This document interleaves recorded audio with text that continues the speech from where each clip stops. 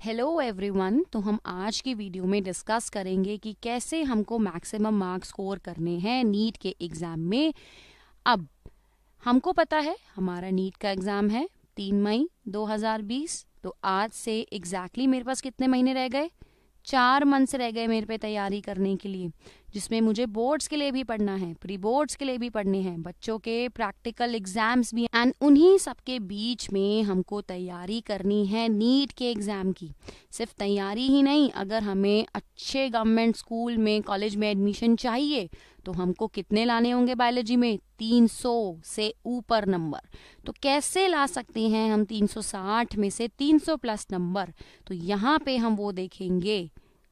तो स्टूडेंट्स, होता क्या है, अब ये मुझको पता है कि मेरे पास फिजिक्स भी है पढ़ने के लिए, केमिस्ट्री भी है, बायोलॉजी भी है, और बायोलॉजी में मुझे ज़्यादा से ज़्यादा नंबर भी लाने हैं, क्योंकि फिजिक्स और केमिस्ट्री रैंक दिलाता है। लेकिन ज़्यादा नंबर लाने के लिए मुझे बायोलॉजी में बहुत अच्छे नंबर लाने हैं। तो 45 क्वेश्चन मेरे आते हैं फिजिक्स में, जो थोड़ा डिफिकल्ट रहता है केमिस्ट्री से, और 45 आते हैं मेरे केमिस्ट्री में, और इन दोनों के मिला के 90 क्वेश्चंस आते हैं मेरे बायोलॉजी में, जिसमें से हर क्वेश्चन सही होने में मुझे मिलते हैं 4 नंबर, और हर गलत क्वेश्चन पे मेरा कटता है 1 नंबर। तो यहाँ पे मुझे बहुत ध्यान रखना है क्वेश्चन को सॉल्व करते समय, और क्योंकि मुझे 300 प्लस नंबर लाने हैं तो मुझे कोशिश करनी है कि मैं 80 प्लस क्वेश्चन को अटेम्प्ट करूं, और वो होने चाहिए बिल्कुल सही। तो जो मेरा बायोलॉजी पढ़ने का सबसे मेन अप्रोच रहेगा वो क्या रहेगा? अगर मैं जनरल बात करूं तो देखा गया है कि 90% जो क्वेश्चंस आते हैं वो एनसीईआरटी बेस्ड होते हैं। यानी यहाँ पे मुझे सिर्फ और सिर्फ एनसीईआरटी में ही ध्यान देना है, और सिर्फ 10% क्वेश्चन जो मेरे आते हैं बाहर से। तो अगर मेरे पास टाइम बच गया है तब मैं इस 10% क्वेश्चन की तैयारी करूंगी। तो मुझे क्या पढ़ना है, कैसे पढ़ना है, यहाँ पे मैं डिस्कस करती हूँ। तो मैंने जो चीज़ें करनी हैं, जो आप सब बच्चों ने जो चीज़ें करनी हैं, जो डू लिस्ट होनी चाहिए, वो क्या होगी? सबसे पहले सब कहते हैं, बच्चे, टीचर, आपके कोचिंग इंस्टीट्यूट में पढ़ाया जाता है कि एनसीईआरटी ही आपकी बाइबल है, NCERT he is the key. आपको एनसीईआरटी पढ़नी है बार बार, और अगेन एंड अगेन पढ़ना ही नहीं है। एनसीईआरटी के सारे चार्ट्स, उसके सारे डायग्राम्स, जितनी भी उसमें साइकिल्स दी हैं, ये सभी आपको बाय हार्ट याद होनी चाहिए। तो अब अभी मैंने आपको बोला था कि 90% तो मेरा एनसीईआरटी से आ रहा है, तो मुझे एनसीईआरटी पढ़नी है। अब लेकिन इसका मतलब ये तो नहीं है कि मेरे को वर्ड बाय वर्ड क्वेश्चन आ जाएगा। तो उस केस में आप क्या कर सकते हैं? कॉन्सेप्ट वीडियोस देखेंगे। एग्जामिनर देखना चाहता है कि बच्चों के कॉन्सेप्ट कितने क्लियर हैं, तो डायरेक्ट क्वेश्चन ना पूछ करके एनसीईआरटी के ही बेस्ड पे आते हैं क्वेश्चंस, लेकिन थोड़े हल्के से ट्विस्ट करके आते हैं। तो वहाँ पे आपको देखने होंगे कॉन्सेप्ट वीडियोस। अब ये आपका स्टडी मटेरियल भी हो सकता है जिससे आप पढ़ना चाहें, या कुछ भी। लेकिन दोनों ही केसेस में, चाहे आप बाहर से पढ़ रहे हैं, एनसीईआरटी से पढ़ रहे हैं, आपको मेंटेन करने हैं अपने खुद के नोट्स। ये आप सभी ने देखा होगा, जब भी आप खुद के नोट्स बनाते हो तो आपको सबसे ज़्यादा लर्न होता है। और बायो में अगर देखा जाए, कभी भी आजमा लो इस चीज़ को, लेंदी होते हैं चीज़ें, ज़्यादा होता है लर्न करने के लिए। जब भी आप टेबल फॉर्म में पढ़ेंगे, चार्ट फॉर्म में पढ़ेंगे, चाहे मैं किसी फिजियोलॉजी प्रोसेस की बात कर लूँ, ट्रांसलेशन, ट्रांसक्रिप्शन, या मैं एक्सक्रीशन, डाइजेशन की बात कर लूँ, या जैसे चैप्टर मेरे एनिमल किंगडम हो गया उसके, या बायोलॉजिकल क्लासिफिकेशन हो गई, किसी भी चीज़ को अगर मैं टैबुलर फॉर्म में पढ़ूंगी तो वो सबसे ज़्यादा अच्छे से मेरे दिमाग में छप जाएगा, वो आप कभी भी नहीं भूलते। तो आपको अपनी एक डायरी मेंटेन करनी है उन टर्म्स की, उन कीवर्ड्स की, उन चार्ट्स की जो आप बार बार भूलते हो और जो बहुत ज़्यादा इम्पॉर्टेंट है। देन उसके बाद आता है पेपर सॉल्व करना। यस, क्वेश्चन पेपर सॉल्व करना सबसे ज़्यादा ज़रूरी हो जाता है, एनसीईआरटी से भी ज़्यादा। हाँ, बिल्कुल सही है। अगर आपके पास कम दिन हो, या कम टाइम बचा है, लास्ट में एनसीईआरटी पढ़ चुके हैं, एग्जाम दे चुके हैं, तो क्या बच जाएगा आपके पास? पेपर पढ़ोगे। या सपोज जिस बच्चे ने तैयारी नहीं की है, उसके पास लास्ट दिन है तैयारी करने के, तो सिर्फ क्वेश्चन पेपर ही एक तरीका है सॉल्व करने का, जिससे आप मैक्सिमम टॉपिक्स कवर कर सकते हो। तो आपको सारे प्रीवियस ईयर्स करने हैं। अब ये जो प्रीवियस ईयर है, इसमें क्या क्या आ गया? इसमें सिर्फ नीट ही नहीं, ये तो कुछ सालों से ही हो रहा है, लेकिन जो पहले के एग्जाम्स होते थे हमारे एम्स के, पीएमटी, एआईपीएमटी, वो सारे के सारे बीएचयू वाले सब क्वेश्चंस आपको सॉल्व करने हैं। देन अगर आपके पास टाइम बच जाता है तो आप मैक्सिमम क्वेश्चन सॉल्व करें। जो मार्केट में बुक्स अवेलेबल होती हैं, एरएलएस, फिंगरप्रिंट्स, दिनेश जैसी, आप books topic wise, chapter wise practice कर सकते हैं। सबसे इंपॉर्टेंट चीज जो नहीं भूलनी, that is mark the thing to revise. हर बच्चे के अपने कुछ इंपॉर्टेंट या कुछ स्ट्रॉन्ग पॉइंट्स होते हैं और कुछ वीक पॉइंट्स होते हैं जिनको भूलते हैं। तो चाहे आप क्वेश्चन पेपर सॉल्व कर रहे हो, चाहे आपके नोट्स हो, चाहे एनसीईआरटी की बुक हो, जो चीजें आपको लगता है आप भूल जाते हो, उसको स्टार मार्क कर लो, वो आपको रिवाइज करना ही करना है। तो अब मुझे क्या नहीं करना है? अभी बताया था सिर्फ 4 महीने हैं आपके पास, उन सब में आपको बहुत तैयारी करनी है। तो लेंदी स्टडी मटेरियल को तो छोड़ ही दो, सिर्फ चुपचाप एनसीईआरटी पढ़ो और अपने क्वेश्चन के पेपर्स को सॉल्व करो, अपने नोट्स पढ़ो जो आपने खुद बनाए हैं।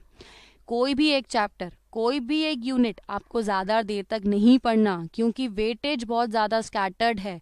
वेटेज का ध्यान देना है, पैटर्न का ध्यान देना है कि किस चैप्टर में से, किस यूनिट में से सबसे ज़्यादा क्वेश्चंस आते हैं, और सभी इंपॉर्टेंट यूनिट्स को साथ साथ प्रैक्टिस करना है।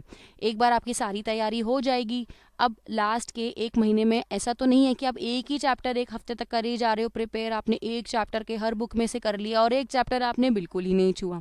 तो हम डेली थोड़े थोड़े क्वेश्चन करेंगे हर चैप्टर में से।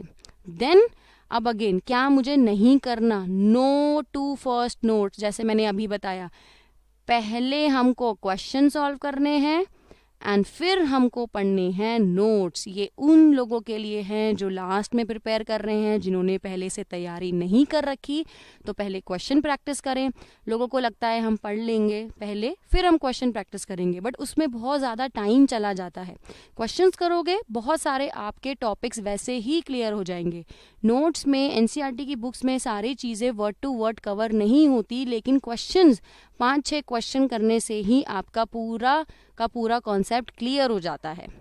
पैनिक नहीं करना एंड अगेन रिविजन नहीं भूलनी। अब मुझे देखना है मेरे कौन से इम्पोर्टेंट चैप्टर्स हैं। तो चैप्टर की इम्पोर्टेंस क्या है, मैंने यहाँ पे 12-13 साल के क्वेश्चन पेपर देखे एंड पैटर्न जब समझा कि किन सारे चैप्टर में से मैक्सिमम क्वेश्चंस आते हैं, तो वो हमें सबसे पहले करने हैं। तो ये उन चैप्टर की लिस्ट है जो मुझे सबसे पहले शुरू करने हैं, और लास्ट में रिवीजन में भी सबसे शुरुआत में, मतलब एकदम फ्रेश उसकी स्टार्ट और फ्रेश उसकी एंड होनी चाहिए उन चैप्टर की, क्योंकि उसमें से मैक्सिमम क्वेश्चंस आते हैं। तो यहाँ पे आ गए मेरे पे एनिमल किंगडम जैसे question, human health and diseases. अब ये ऐसे चैप्टर हैं जो काफ़ी ब्रॉड हैं, तो इसमें बहुत ज़्यादा पढ़ना पड़ेगा। तो यहाँ पे आप कोशिश करो कि क्वेश्चन पेपर सॉल्व करो या उन बुक्स को सॉल्व करो जिनमें इन चैप्टर के क्वेश्चंस दे रखे हों, क्योंकि काफ़ी वास्ट हो जाता है। देन अगर मैं यहाँ पे रिप्रोडक्शन की देखती हूँ, तो सेक्सुअल रिप्रोडक्शन एक छोटा सा चैप्टर है एंड उसी में से बनते हैं यहाँ पे 4 क्वेश्चन। तो यहाँ पे 4 क्वेश्चन लाना बहुत ईजी है और मुझे सिर्फ एनसीईआरटी पढ़नी है इसके लिए। अगेन ह्यूमन रिप्रोडक्शन ईजी है। अब ये क्या है, मेरा जो पूरा 12th का लास्ट यूनिट है, ये सारे चैप्टर बहुत इजी हैं। अगर बोर्ड्स के बाद आपकी पूरी तैयारी हो गई है तो बच्चे इसको सिर्फ 2 दिन में कवर कर सकते हैं। 2 दिन में एक के बाद एक अगर आप इसको पढ़ोगे तो आपका इनसे फ्लो भी बना रहेगा, और आपके यहाँ पे कितने करीब 12 क्वेश्चन आपके यहाँ से कवर हो जाएंगे नीट के एग्जाम में। देन जो मेरे सबसे इम्पॉर्टेंट हैं, सबसे इम्पॉर्टेंट मतलब 2 चैप्टर मेरे ऐसे हैं, बायोटेक और उसके एप्लीकेशन, दोनों ही टफ हैं, और इन दोनों चैप्टर में से मिला के मेरे बनते हैं 5 से 6 क्वेश्चन। और ये वो पहला चैप्टर है जो आपको एनसीईआरटी से बाहर जाना है। यस, इसके लिए आपको एनसीईआरटी के थोड़ा सा ज़्यादा जाना पड़ेगा।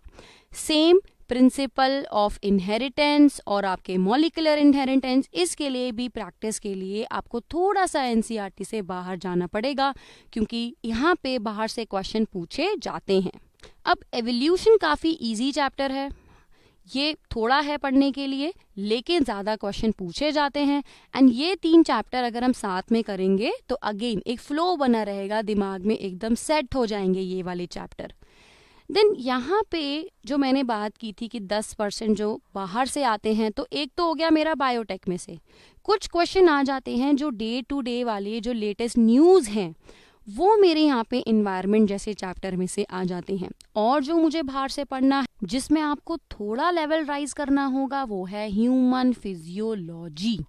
अब ये इम्पॉर्टेंट कम इसलिए है क्योंकि किसी में 1 क्वेश्चन आता है, किसी में 2 क्वेश्चन पूछते हैं, लेकिन पूरा यूनिट जो है वो जल्दी प्रिपेयर हो जाएगा और दे देंगे 9 क्वेश्चंस। अब जल्दी कैसे होगा अगर एनसीईआरटी के बाहर से पढ़ना है? यहाँ पे मुझे तैयारी करनी है टैब्यूलर फॉर्म में। मुझे सिर्फ क्या देखना है? डायग्राम, मुझे प्रोसेस, जो भी इम्पोर्टेंट एंजाइम है, एक्सेट्रा।